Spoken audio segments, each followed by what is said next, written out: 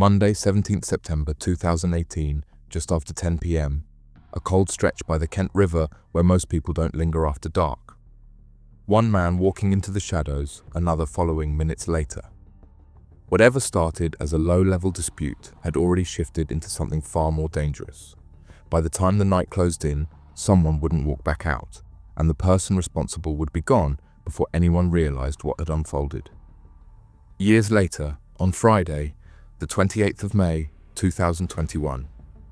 Cars stacking at the traffic lights, nobody expecting anything more than a normal wait, but inside one van sat money, drugs, and a secret compartment that was never meant to be uncovered.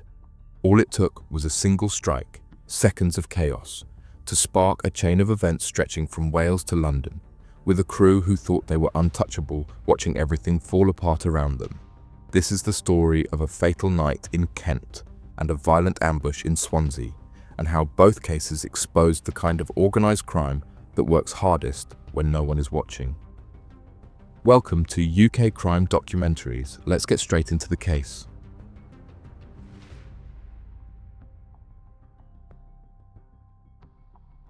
On the night of September 17th, 2018, the route between Sittingbourne and Rochester carried its usual late evening stillness.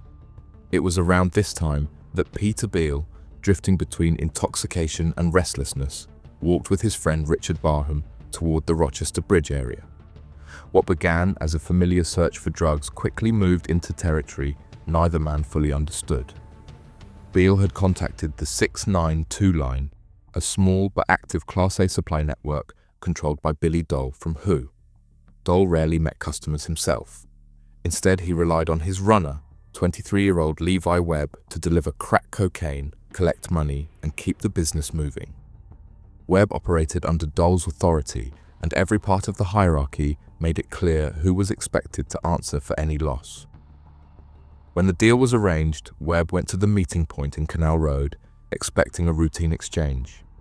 Instead, the situation turned abruptly. Barham later recounted how Beale, unpredictable and heavily under the influence, produced a knife and threatened Webb before taking the drugs, the cash Webb was carrying, and a watch. The robbery left Webb stunned. He knew immediately that the stolen items did not belong to him, and the consequences of losing them would fall directly on him. In panic, he phoned Dole. The reaction on the other end of the line was immediate. Dole had built his drug line on the belief that people did not challenge him, and hearing that his runner had been robbed ignited a response fueled by anger and pride. Barham witnessed the entire confrontation, though in his dazed condition, he understood little more than the fact that events were spiraling. As he and Beale began walking back across Rochester Bridge, Webb followed at a distance, keeping them in sight while updating Dole.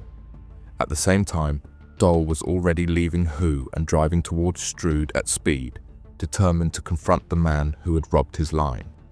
All three were now moving toward the same narrow patch of alleyways under the cover of night, carrying with them fear, anger, and a decision to settle the situation before it had the chance to cool.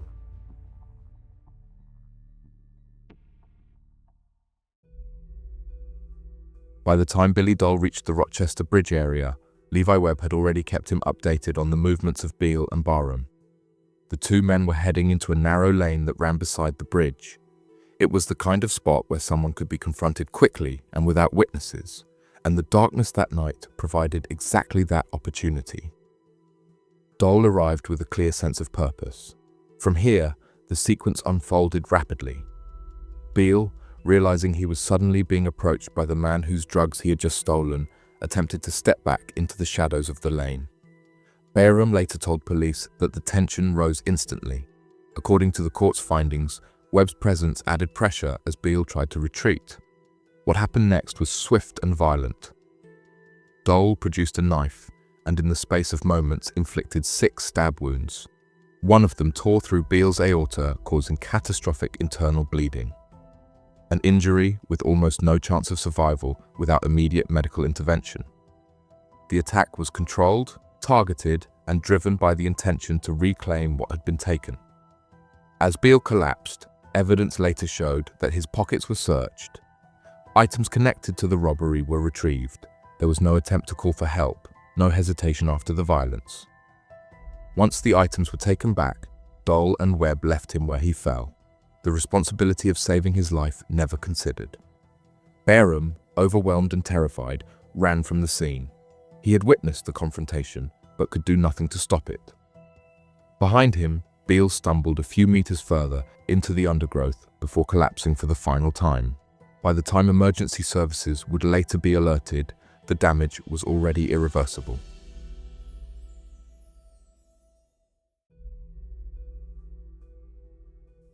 The next morning, as commuters began their usual routes across Rochester Bridge, a passerby noticed something: a dead body in the undergrowth beside the footpath.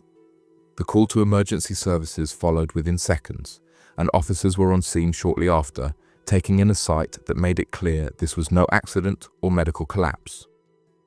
The injuries were extensive, the location isolated, and the situation had all the hallmarks of a violent attack carried out in the dark. Police immediately secured the area, cordoning off the lane and the surrounding section of the riverbank. Identification was confirmed through initial checks, and once it was established that the deceased was Peter Beale, the incident moved rapidly from a suspicious death to a full homicide inquiry.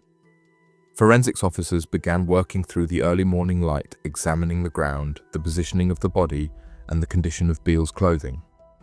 The wound suggested a sharp-bladed weapon, and the pockets, partly turned out, indicated that items had been taken, an early sign that robbery had played a role in whatever had happened the night before. Locating Richard Barham became an immediate priority. He was found within hours, distressed, confused, and still trying to process the events he had witnessed. His first statements, although fragmented, gave detectives the outline they needed. From there, investigators widened their search.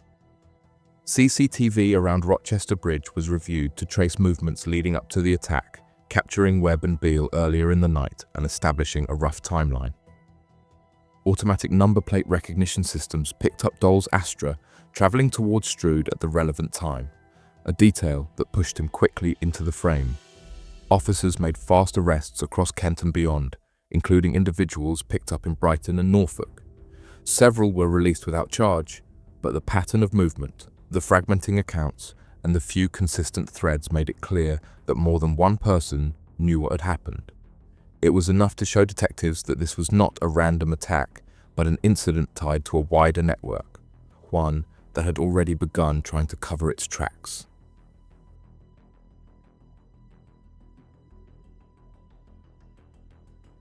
As the investigation moved into its next phase, detectives began to assemble the small but crucial pieces that would eventually form a clear picture of what had happened that night.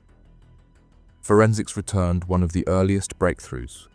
Inside Peter Beale's trouser pocket, analysts found traces of DNA that matched Levi Webb. It was a detail that couldn't be explained away as coincidence. Combined with Barham's early account, it placed Webb in direct physical contact with Beale after the robbery, reinforcing what the forensic pathologist had already suggested, that someone had searched Beale's pockets after the attack. Around the same time, officers recovered a watch linked directly to Webb, a piece of property reported as stolen during the robbery. Its discovery strengthened the narrative of a confrontation driven by reclaiming what had been taken, and it provided a tangible link between the stolen items, the assault, and the people believed to be involved. Right after this, evidence matched. Webb was formally charged with murder and arrested. CCTV from across Rochester and Strood provided the next significant layer. By reconstructing the movements of each man, investigators were able to narrow down the timeline with far greater accuracy. What we have already covered. Automatic number plate recognition later confirmed that the vehicle was driven to Cambridgeshire in the early hours, aligning with evidence that Dole had quickly left Kent after the killing in an attempt to distance himself from the scene. The digital evidence still played a central role. Call logs, location data, and message patterns between Dole and Webb helped reinforce their hierarchy, showing the same structure that witnesses described. Interviews with Barham continued to shape the narrative, clarifying the sequence of events leading from the robbery to the fatal confrontation. With each new detail, the pressure around Dole and those closest to him tightened. leaving less space for any alternative version of events to stand. Before detectives could fully piece together what had happened beneath the bridge, the man at the center of it all was already planning his next move.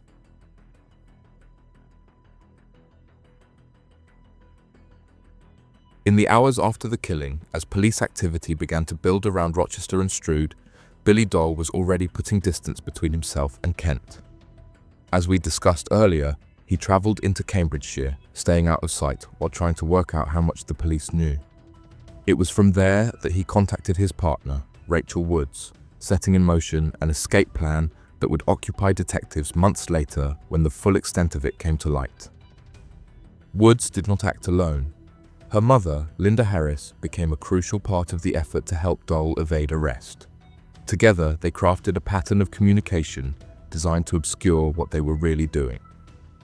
Messages spoke about a wedding and a venue, rather than travel arrangements or police pressure. These coded exchanges were deliberate, created to disguise discussions about movement, money, and timing.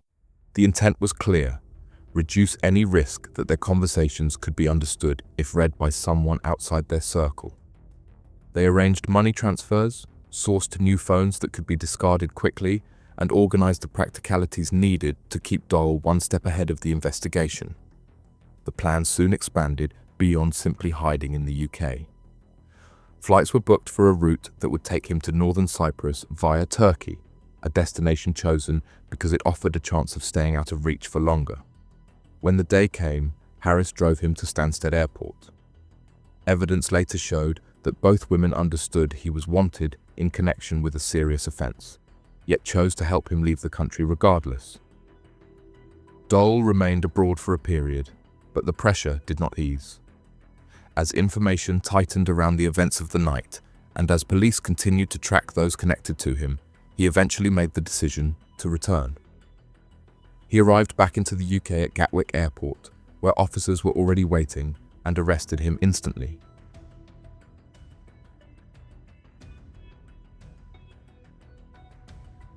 By 2020, the case had progressed to Maidstone Crown Court, where prosecutors laid out the full sequence of events from the robbery to the fatal confrontation.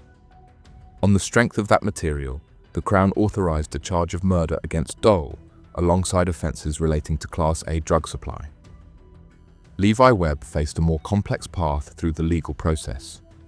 He was initially charged with murder, reflecting the prosecution's position that he had travelled with Dole and been present during the fatal confrontation. As the case developed, that accusation was adjusted. When Webb stood trial, the jury cleared him of murder, but the prosecution's evidence still held him accountable for his part in the events leading up to the attack. He ultimately admitted manslaughter, accepting that his actions contributed to the sequence that resulted in Beale's death. Both Dole and Webb also entered guilty pleas to charges connected to their involvement in Class A supply through the 692 line. During the hearings, the judge made it clear that the attack was a direct act of revenge, motivated by the desire to reassert control over the drug line and recover what had been taken. At the same time, Beale's family spoke with quiet determination about their loss. They acknowledged his long struggle with addiction, a history that had drawn him into cycles he had tried and failed to escape, but they firmly rejected any suggestion that his background diminished the wrong done to him. When it came to sentencing, the court set out each defendant's role with precision. For Billy Dole, the outcome was the most severe.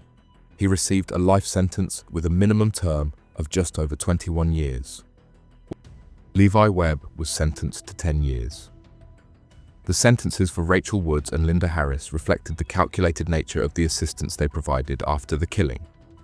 Woods received a term of approximately 3 years and 9 to 10 months, while Harris was sentenced to around 3 years and 5 months. And while one case unfolded in Kent, a very different operation was gathering momentum in South Wales.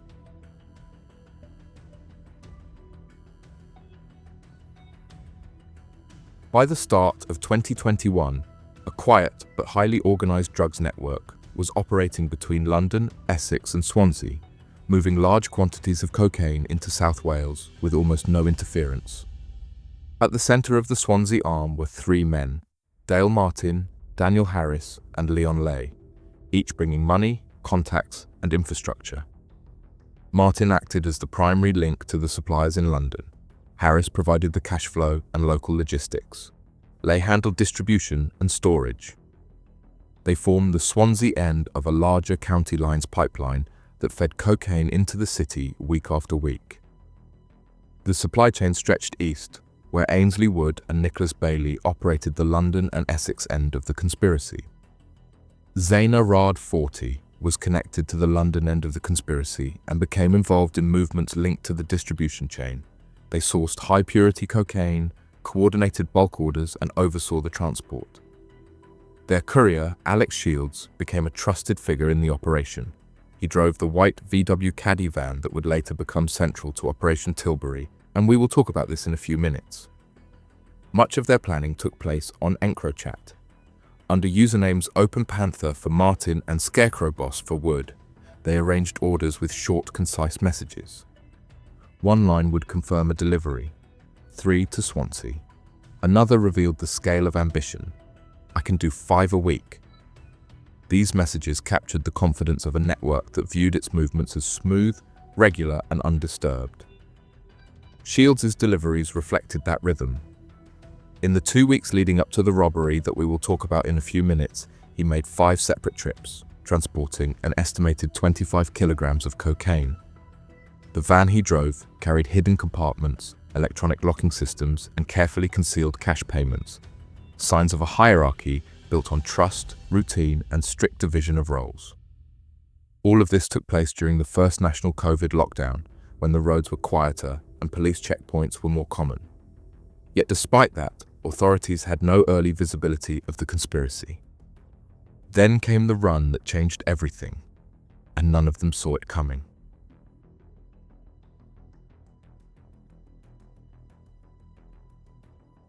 The morning of the 28th of May 2021 began like any other run for the group. Alex Shields was on the road, steering the white VW Caddy out of London with kilos of high-purity cocaine concealed in the rear. His first stop was near Gordano Services, just south of the M5. That was where he collected Nicholas Bailey, one of the organisers on the London end. Bailey climbed into the passenger seat and the van carried on west, marking the same steady progress it had made during every run in the preceding weeks. By 9:45 a.m, they were in Pontypridd, pulling into an industrial unit where part of the cargo was dropped off. From that location, they collected £81,000 in cash, sealing it inside a hidden compartment built into a portable generator, an item designed to look innocuous, but engineered to hold large sums of money without drawing suspicion. With the first delivery completed, Shields returned to the motorway and headed towards Swansea. The Caddy followed Fabian Way, merging into the flow of traffic without attracting a single glance. It was a route he knew well, and by the time they turned into the residential streets of Mayhill, the operation still felt routine. They arrived at Tegid Road, a familiar handover point linked to Dale Martin. There, the bulk of the Swansea order, 3 kilograms of cocaine, was delivered, and a further £106,000 was collected for the London suppliers. Shields and Bailey pulled away from Tegid Road to continue their route, but only a mile from their last stop, the routine shattered.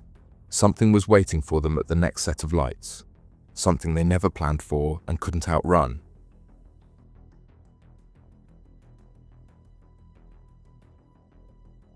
As the VW Caddy made its way down Carmarthen Road towards Swansea city centre, yet just ahead of the van, an ambulance crew happened to notice a black Ford Mondeo make a sharp U-turn in the road. The manoeuvre was sudden, deliberate, and out of place. They didn't know it yet, but they had just watched the first movement of an organised ambush. Moments later, Shields brought the Caddy to a halt at the Dyfatty traffic lights, the junction where several lanes compressed into a narrow stop. It was the perfect choke point.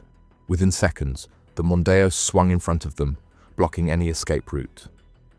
2 masked men burst from the vehicle, each armed with a crowbar, and sprinted straight for the Caddy. The attack was fast and violent. Glass shattered across the van as the first strike hit the passenger window, followed by another blow that broke through the driver's side. Bailey, who had been holding the bag containing £106,000, was the immediate target. The robbers grabbed it from his hands and snatched the ignition keys from the column before turning back toward their car. The entire incident lasted only a few seconds, not long enough for Shields to react, and barely long enough for passing motorists to understand what they were seeing. Bailey fled on foot, running in panic through the nearby streets. Shields stayed where he was, knowing the van was registered in his name and that abandoning it would only make matters worse. Witnesses began calling 999, reporting the incident. When officers arrived, they treated the caddy as a crime scene. With the ignition keys taken, the van couldn't be driven, and it was moved to a secure compound for examination. It was a decision that would change the direction of the entire investigation. The robbers, unaware of what they had triggered, believed the stolen cash was the prize. What they didn't realize was that by removing the keys, they had ensured police would uncover everything hidden inside the vehicle, and in doing so, had opened the door to Operation Tilbury.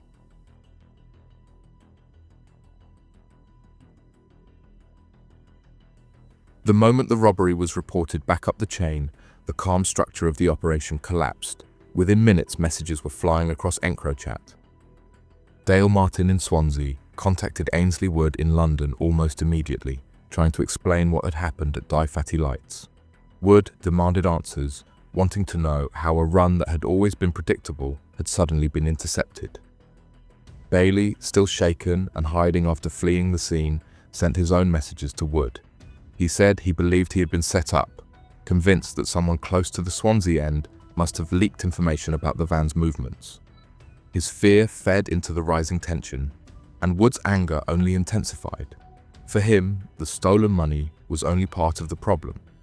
The far greater threat was the hidden compartment inside the caddy. Meanwhile, in Swansea, Martin Harris and Leigh were pulled into what was effectively a crisis meeting over encrypted messages. Pressure came from both sides, from London, furious and demanding immediate answers, and from within their own circle, where trust began to fracture. Discussions turned to extreme measures. Wood insisted they find the robbers by any means, even suggesting the use of Albanian enforcers, referred to as Albos, men known for violent debt recovery. The tone of the messages shifted from panic to rage, and with it, the blame began to move. In an attempt to deflect suspicion away from himself and Harris, Martin pointed the finger at Leigh. He claimed Leigh had engineered the ambush and provided Wood with Leigh's home address. The exchanges grew darker, with talk of pressuring Leigh's wife and threats that violence could be used to force him to produce the stolen money. Leigh, unaware that he was being accused, had no idea his associates were positioning him as the scapegoat. Throughout the exchanges, Wood's frustration boiled. His greatest fear remained unchanged, that police would open the hidden compartment inside the generator and discover the drugs and cash. While the messages grew more frantic, the men in Swansea made a decision that would seal their fate. If the police had taken the van, they would try to get to it first.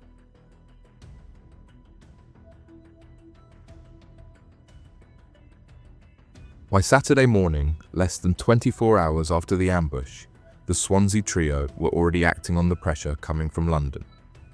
Daniel Harris, Dale Martin and Leon Leigh, along with a fourth man who has never been identified, drove to the secure compound at the Swansea Enterprise Park where the VW Caddy had been taken. Their aim was simple: reach the van, retrieve the hidden compartment and remove anything that could link the operation back to them. It was a desperate move, but by this stage, the situation had spiraled far beyond routine criminality. CCTV captured them arriving in Harris's van, its distinctive paintwork and personalized registration making it impossible to miss. The footage showed them circling the compound, attempting to find a way inside and lingering long enough to attract attention. What they didn't know was that officers were already treating the caddy as a high-priority exhibit and had no intention of allowing anyone near it. Their behavior, recorded from several angles, would later become a critical piece of evidence. Inside the compound, a crime scene investigator had already begun examining the generator that sat in the rear of the caddy. At first glance, it looked like a standard portable unit, but it felt heavier than it should and carried no paperwork to explain why it was there. With no key to open it, the robbers had taken the electronic fob. Officers used a crowbar. The lid lifted, and the hidden compartment revealed exactly what Wood had feared. The discovery confirmed that the van was part of an organized supply network, not a one-off courier run.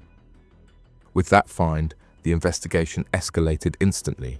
Detectives now had a clear link between the van, the Swansea trio seen trying to access it, and the large quantities of drugs concealed inside.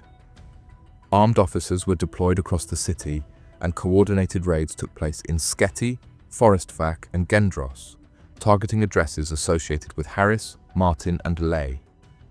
The search in Carmarthen Road delivered the most significant result: 3 kilograms of cocaine stored at the property, along with a firearm, further proof that the operation had resources and reach well beyond street-level dealing.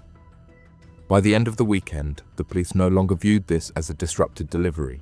They now had a dismantled supply chain, a full map of the Swansea end of the conspiracy, and evidence that the group was prepared to use violence, secrecy, and intimidation to maintain control.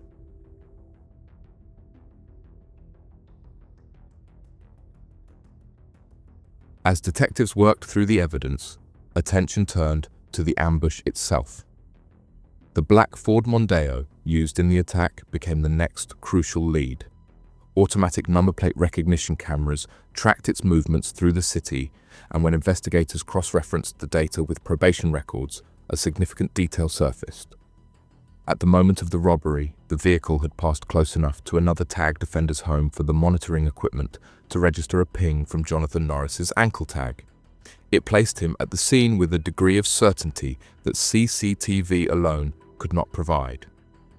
Norris was arrested shortly afterwards. Jonathan Norris, the man later confirmed as the getaway driver, had a criminal history that stretched back years. Court records showed more than 90 offences to his name: burglaries, dangerous driving, assaults, drug possession, public order matters. It was a record that revealed a man who drifted in and out of chaotic offending, shaped by a long struggle with Class A addiction and debt, linked at one stage to individuals from the Liverpool drug scene.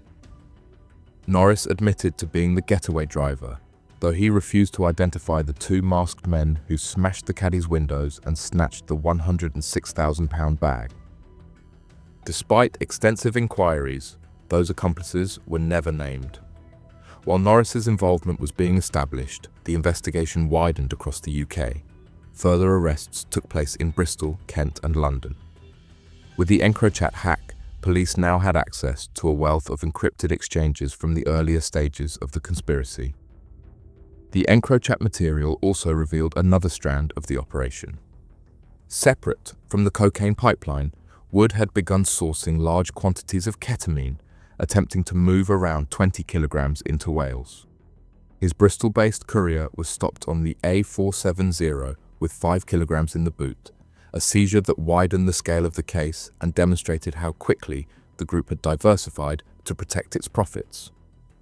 By the time officers completed the full assessment, they estimated the conspiracy had trafficked around 50 kilograms of cocaine into South Wales. At wholesale level alone, the value stood at £1.9 million, with street returns far higher. What began as a smash-and-grab robbery at a set of traffic lights had now grown into one of the most significant drug trafficking cases the region had seen. And the final phase of the investigation was only just beginning.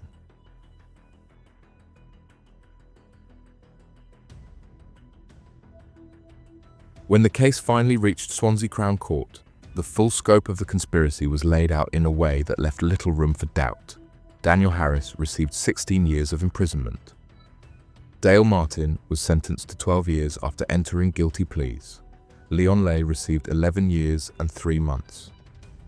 In the months that followed, South Wales Police moved to recover the profits that had fueled the group's operation. Among the assets seized was a yellow Lamborghini, a symbol of wealth, along with a high-end Range Rover, caravans and substantial amounts of cash. Investigators calculated that more than £6 million in criminal benefit had passed through the hands of the main defendants, a figure far beyond the value of the drugs seized. Though only a fraction of that total was immediately recoverable. The London Essex arm faced similarly substantial terms. Ainsley Wood received 15 years and 9 months for the cocaine conspiracy, with an additional 8 years for the ketamine supply ordered to run concurrently. His co-organizer, Nicholas Bailey, was sentenced to 13.5 years. Alex Shields received 8.5 years after admitting his role, whereas Jonathan Norris was jailed for 9 years.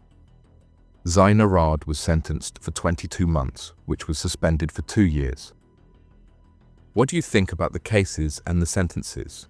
Let us know your thoughts in the comments below. We'd love to hear your take. And if you found this breakdown informative, make sure to like the video, subscribe to the channel, and turn on notifications so you don't miss the next episode of UK Crime Documentaries.